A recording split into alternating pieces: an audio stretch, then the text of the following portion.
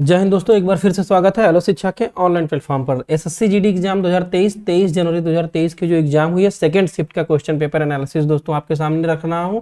परीक्षा में सटीक एकदम जो प्रश्न आए थे विद्यार्थियों द्वारा, जो व्हाट्सएप के माध्यम से मैसेज के माध्यम से बताए गए, कोचिंग के संस्थान द्वारा जो भी बच्चे परीक्षा देने गए थे संस्थान में पढ़ने वाले, उनके प्रश्नों का कलेक्शन आपके सामने ला रहा हूँ। हिंदी के, जीएस के जो भी प्रश्न थे सारे प्रश्नों का कलेक्शन आपके सामने रख रहा हूँ। आपको वीडियो के अंत में दोस्तों इसका पीडीएफ भी प्रोवाइड करूंगा। चलिए देखते हैं। 1000 लाइक का एम है दोस्तों। वीडियो को अधिक से अधिक दोस्तों तक शेयर करें। चैनल पर नए हैं तो सब्सक्राइब करें, एक बार जुड़े। बहुत मेहनत लगती है दोस्तों क्वेश्चंस को कलेक्ट करना और कलेक्ट करने के बाद उनका आंसर आप तक पहुंचाना आपकी परीक्षा के लिए लाभकारी होगा। जो परीक्षार्थी अभी तक परीक्षा नहीं दी उनके लिए रामबाण। चलिए आइए देखते हैं। पहला प्रश्न है, महाराष्ट्र के वर्तमान मुख्यमंत्री कौन है?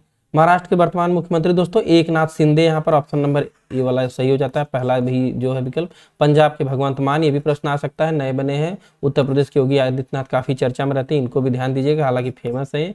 उड़ीसा के नवीन पटनायक, इनको ध्यान रखिएगा। यानी कि इस प्रश्न से आपको क्या समझ में आया कि आप जो है राज्यों के मुख्यमंत्री को देख करके जाएंगे, क्योंकि इनसे भी प्रश्न पूछे जा रहे हैं। सिग्मो त्योहार कहाँ मनाया जाता है? सिग्मो फेस्टिवल गोवा में मनाया जाता है। आदिवासी समुदाय द्वारा धान की समृद्ध सुनहरी फसल का उत्सव है सिग्मो त्योहार। गोवा के बारे में एक तथ्य और जान लीजिए कि हर घर जल वाला राज्य जो गोवा है, शौच मुक्त वाला राज्य है। रैबीज मुक्त भी राज्य जो है गोवा को बताया जाता है, रैबीज मुक्त राज्य भी गोवा है। तथा यहाँ पर समान सिविल संहिता जो है ये भी जो है गोवा में लगी हुई है, इसको भी आप ध्यान देंगे। अगला जो है, संवैधानिक उपचारों के अधिकार को संविधान का हृदय और आत्मा कहा गया है। संवैधानिक उपचारों का अधिकार जो अनुच्छेद 32 है, इसको बाबा साहब भीमराव ने संविधान का आत्मा कहा है। यह प्रश्न सेकंड शिफ्ट में भी आया, शायद फर्स्ट शिफ्ट में भी यह प्रश्न रिपीट किया था। प्रस्तावना को भी संविधान की आत्मा कहा जाता है, लेकिन अगर अम्बेडकर की बात आएगी तो आप जो अनुच्छेद 32 ही टिक करेंगे। नेक्स्ट प्रश्न है, जल का पर्यायवाची शब्द है, यानी कि पर्यायवाची से भी प्रश्न पूछ रहा है। जल का यहाँ पर आपको बताया गया, वारी, पानी, नीर, सलील, तोय, उदक, अम्बु, जीवन, पय, अमृत, मेघ, पुष्प। इस तरह से जो है अगला, इसके बाद नदी का अगर आ जाता है, सरिता, तटनी, तरंगिणी, निर्झरणी, अपगा, निम्नगा, कुलकषा। पवन का भी देखिए, वायु, समीर, हवा, अनिल। तो ये मतलब आप कई तरह की सारी पर्यायवाची तो यहाँ दे पाना संभव नहीं है। आप जो भी पर्यायवाची हैं एक बार उनको सरसरी निगाह से देखकर एग्जाम में जाइएगा। हिंदी में यहाँ से भी प्रश्न आ रहे हैं। विश्व का सबसे लंबा लिखित संविधान किस देश का है? जाहिर सी बात है, आपने बार बार पढ़ा होगा। भारत का संविधान सबसे बड़ा लिखित संविधान है और सबसे व्यवस्थित संविधान भी भारत का ही है। इसमें जो है 395 अनुच्छेद पहले थे, अब 470 हो गए हैं। अभी भी मूल 395 ही माने जाते हैं। तथा पहले जो है 22 भाग थे, अब 25 भाग हो गए हैं। पहले 8 अनुसूचियां थी, अब 12 हो गई हैं। मैंने यहाँ पर दोनों लिख करके दिया है, 8/22 का मतलब पहले 8 थी, अब 12। पहले 22 था, 25 भाग और अनुच्छेद अनुसूचियों भी पूछी जा रही हैं हर परीक्षा में, इसको भी ध्यान देंगे। चरक संहिता का संबंध किस वेद से है? चरक संहिता आयुर्वेद का एक प्रसिद्ध ग्रंथ है, इसको ध्यान देंगे। यह संस्कृत भाषा में है। इसके उपदेशक अत्रिपुत्र, पुनर्वसु, ग्रंथकर्ता अग्निवेश और प्रतिसंसरात्मक चरक हैं, इसके ध्यान रखिएगा। चरक संहिता, सुश्रुत संहिता आयुर्वेद के 2 प्राचीनतम आधारभूत ग्रंथ है जो काल के गाल में समाने से बचे रह गए हैं। इसके बारे में ये मान्यता है, इसको ध्यान दीजिएगा। तो ये चीजें हैं मेन। आपका पॉइंट जो है यहाँ पर जो है अत्रिपुत्र, पुनर्वसु और इसके ग्रंथकर्ता कौन है? अग्निवेश, इनको ध्यान रखिएगा। प्रतिसंस्कारक भी, इनको भी ध्यान रखिएगा। ये 2 लोग इसके ग्रंथकर्ता हैं। गुरु शब्द का विलोम क्या है? गुरु माने, गुरु का विलोम क्या होगा? गुरु का शिष्य होगा या चेला होगा, इसको ध्यान रखिए स्टूडेंट। जिसका कोई नाथ ना हो अनाथ कहा जाएगा। यानी कि इस तरह से एक शब्द वाले प्रश्न भी आ रहे हैं दोस्तों। भारत में, उत्तर भारत में मई जून में कौन सी हवा चलती है?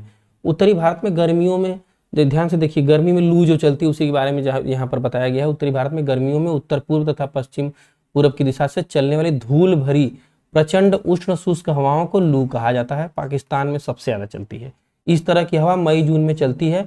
लू के समय तापमान 45 डिग्री सेल्सियस तक भी पहुंच जाता है, इसको ध्यान रखेंगे।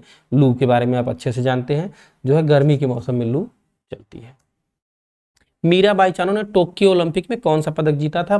पदक से संबंधित प्रश्न आ रहे हैं।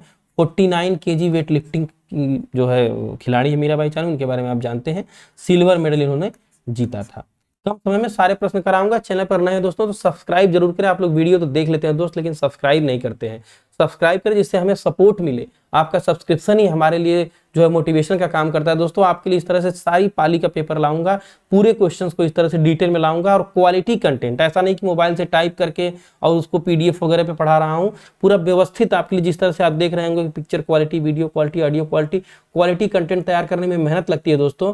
तो इस तरह से चीज़ों को आप चैनल को जो है सब्सक्राइब करिए, वीडियो को लाइक करिए, अधिक से अधिक दोस्तों तक शेयर करिए। आपका जो है सपोर्ट हमें बहुत ही मोटिवेशन देता है। प्रधानमंत्री कौशल विकास योजना कब शुरू हुई थी? पिछले पाली में भी शायद यह प्रश्न देखने को मिला था, कई स्टूडेंट्स ने इस पाली में भी इस प्रश्न को भेजा है, तो शायद इस पाली में भी आया हो ये। तो 15 जुलाई 2015 को इसकी शुरुआत हुई थी। कौशल विकास एवं उद्यमिता मंत्रालय ने इसको शुरू किया था। मुख्य उद्देश्य वर्ष 2020 तक 1 करोड़ से अधिक युवाओं को ट्रेंड कर देना, एकदम ट्रेंड ऐसा कर दें कि रील टिकटॉक में ही लीन रहे।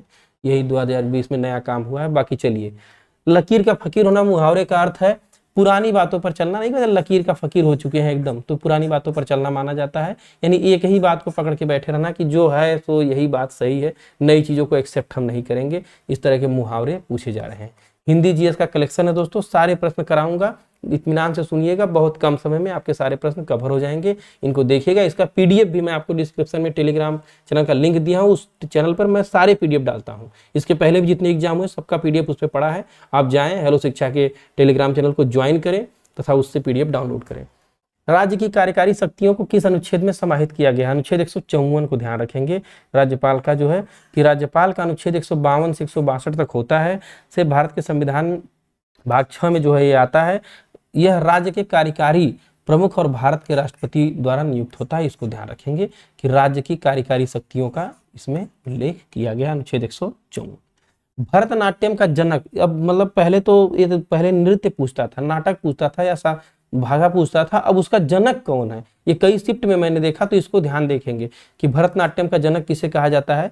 भरतनाट्यम का जनक, यहाँ देखिए, भरतनाट्यम या साधीर अट्टम मुख्य रूप से दक्षिण भारत का शास्त्रीय नृत्य है। आप जानते हैं इसके बारे में। यह भरत मुनि के नाट्य शास्त्र जो 400 ईसा पूर्व का बहुत पुराना है पर आधारित है। वर्तमान समय में इस नृत्य शैली का मुख्य रूप से महिलाओं द्वारा अभ्यास किया जाता है। इस नृत्य शैली के प्रेरणा स्रोत चिदम्बरम के प्राचीन मंदिर की मूर्तियों से आते हैं, तो इसको ध्यान रखिएगा। सभी का जनक पूछ रहा है कि कौन सा, इसी तरह से कुचिपुड़ी का जनक कौन है, कैसे है, तो ये सब सारी चीजें आ रही हैं। कौन सी फसल रबी और खरीफ दोनों में उगाई जाती है? काफी विवादित प्रश्न हो जाता है, लेकिन फिलहाल दक्षिण भारत में ये फसलें उगाई जाती हैं, तो इनको आप ध्यान रखेंगे कि रबी और खरीफ दोनों में उगाई जाती हैं। उत्तर में तो ऐसा नहीं होता है। चावल, मक्का, रागी, ज्वार, मूंगफली भारत के दक्षिण राज्यों में खरीफ और रबी दोनों में उगाई जाती हैं, लेकिन उत्तर में ऐसा नहीं होता है। उत्तर राज्यों में जो है ये सब फसलें जो खरीफ की हैं खरीफ में, रबी की हैं रबी में उगाई जाती हैं। चुल्लू भर पानी में डूब मरना का अर्थ क्या है? अत्यंत लज्जाजनक स्थिति में आ जाना। जैसे घर वाले जब रिजल्ट कमजोर हो जाता है तो पापा बोलते हैं जा चुल्लू भर पानी में डूब मर, वही बात यहाँ पर है।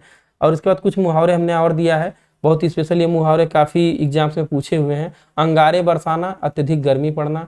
अंगारों पर पैर रखना, कठिन कार्य करना। अंगारे सिर पर धरना, विपत्ति मोल लेना।